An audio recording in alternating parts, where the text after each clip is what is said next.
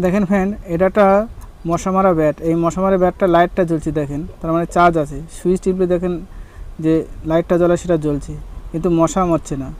মশা যদি না মারে আপনারা এই ধরনের সমস্যাগুলো খুব সহজে ঠিক করে নিতে পারেন, ফেলে দেবেন না। দেখেন এখানে চেক করছি, কোনো যে ফায়ারটা হয় শব্দটাই হচ্ছে না। সুইচ টিপলে যে ফায়ারটা হবে দেখুন কোনো শব্দই হচ্ছে না। এই ধরনের সমস্যাগুলো আপনারা বাড়ি বসে নিজেরা ঠিক করে নিতে পারেন, যদি একটু কাজ জেনে থাকেন। কিভাবে করবেন আপনারা ভিডিওটা দেখে যান, ভালো লাগবে। তাহলে কী হবে, আপনারা এই ধরনের মশা মারা ব্যাটগুলো বাড়ি বসে ঠিক করে নিতে পারেন। দেখেন আমি খুলে নিলাম, নাটগুলো খুলে নেওয়ার পর তোমাদের দেখাচ্ছি। দেখেন ফ্রেশ বোর্ড, ব্যাটারিতে চার্জ আছে। বোর্ডটাকে খুলে নেওয়ার পর খুব সহজে ঠিক করে নিতে পারেন আপনারা। দেখেন খুলে নেওয়ার পর কোনো ড্রাইটাই আছে কিনা দেখে নিই, কোনো লুজ টুজ আছে কিনা। কোনো লুজ নেই। দেখেন এখানে যে মাথায় একটা পিএফ আছে, পিএফটা চেক করে দেখব। তারপর আগে ব্যাটারিটা একবার চেক করে দেখে নিই কত ভোল্টেজ আছে। দেখেন 3.9 ভোল্ট আছে ব্যাটারিতে, ব্যাটারি ভালো আছে। খুব সহজে আপনারা ঠিক করে নিতে পারেন। দেখে যান ভিডিও। আপনাদের দুটো জিনিস পাল্টাতে হবে, আপনারা পাল্টে নিলেই ঠিক করে নিতে পারেন। দেখেন এখানে আমি আপনাদের দেখাচ্ছি, একটা পিএফ আছে, একটা ডায়োড আছে। পিএফ আর ডায়োডটা আপনারা পাল্টে দেবেন, খুব সহজে ঠিক হয়ে যাবে। দেখেন আমি খুলে নিলাম সার্কিট বোর্ডটা থেকে, পিএফটা খুলে নিচ্ছি।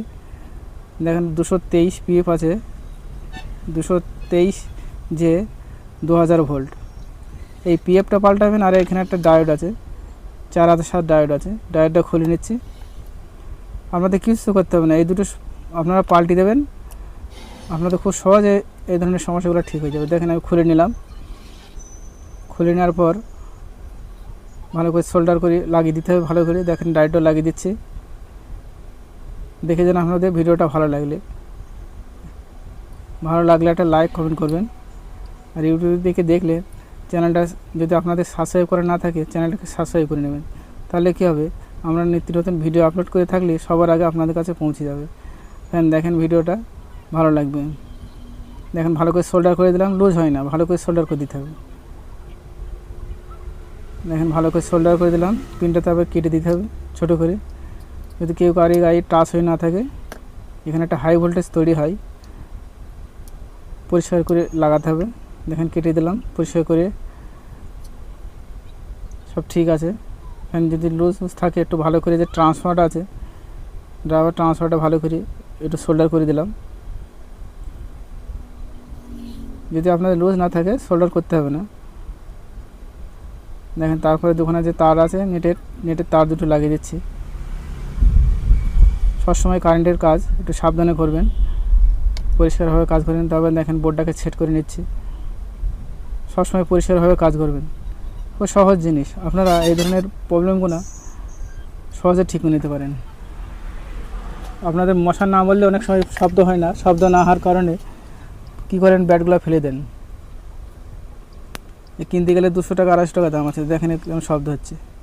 খুব সহজ জিনিস। এরকম প্রবলেম আপনারা বাড়ি বসে নিজে ঠিক করে নিতে পারেন। আবারও বলছি ফ্রেন্ড, ভিডিওটা ভালো লাগলে একটা লাইক কমেন্ট করবেন। আর চ্যানেলটা যদি সাবস্ক্রাইব করা না থাকে সাবস্ক্রাইব করে নেবেন। তাতে কী হবে, আমরা এই ধরনের নিত্য নতুন ভিডিও আপলোড করে থাকলে সবার আগে আপনার কাছে পৌঁছে যাবে। যেমন ছোটো সিম্পল সহজ জিনিস ফেলে না দিয়ে আপনারা বাড়ি বসে এই ধরনের মশা মারা ব্যাটগুলো ঠিক করে নিতে পারেন। দেখেন মশা মারাটা নতুনের মতন একদম স্পার্কিং শব্দ হচ্ছে। দেখেন ঠেকানো যাচ্ছে না, একদম মশা পটপট করে মরে যাবে। নতুনের মতন শব্দ হয়ে গেছে। সিম্পল জিনিস, আপনারা বাড়ি বসে এই ধরনের পিএফ আর ডায়োডও চেঞ্জ করে দেবেন, দেখবেন 100% ঠিক করে নিতে পারেন এই ধরনের মশা মারা ব্যাটগুলো। খুব সহজ জিনিস। আর ভিডিওটা দেখে ফ্যান যদি ভালো লাগে শেয়ার করে সবাইকে দেখার সুযোগ করে দেবেন। আর একটা গঠনমূলক কমেন্ট করবেন। কমেন্ট করলে কী হয়, আমাদের একটা ভিডিও বানাতে আগ্রহ সাহস বাড়ে।